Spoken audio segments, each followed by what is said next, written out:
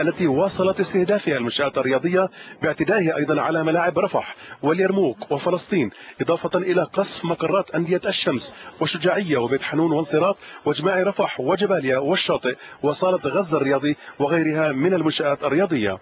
وتعرضت أيضا منازل بعض الرياضيين إلى تدمير كامل، كما هو حال منزل لاعب المنتخب إسلام أبو عريضة وأمين سر رابطة الصحفيين الرياضيين إبراهيم أبو الشيخ، ومنزل المدرب المعروف غسان بلعاوي.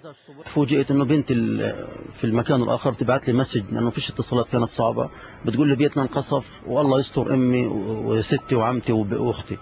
طبعا صابني نوع من الانهيار، أني طبعا البيت الله لا يرد، ما بتفرقش معنا البيوت أنت عارف لا شيء، لكن الحمد لله. فاتصلنا بالصليب الأحمر، اتصلنا باليو ان دي بي، اتصلنا ما خليناش أي مكان اتصلنا فيه.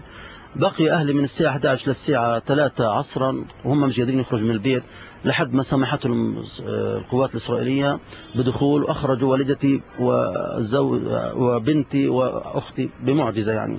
ومن الواضح تماما أن هذا الإجرام الإسرائيلي يستهدف بشكل واضح المؤسسات والمنشآت الرياضية في قطاع غزة في إطار سياسة تنتهجها إسرائيل لتدمير كل المؤسسات في قطاع غزة.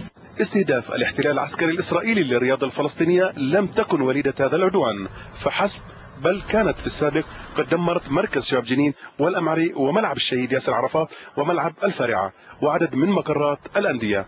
وكالعادة يبقى الهدف والمستهدف لآلة القتل هذه هو الشباب الفلسطيني.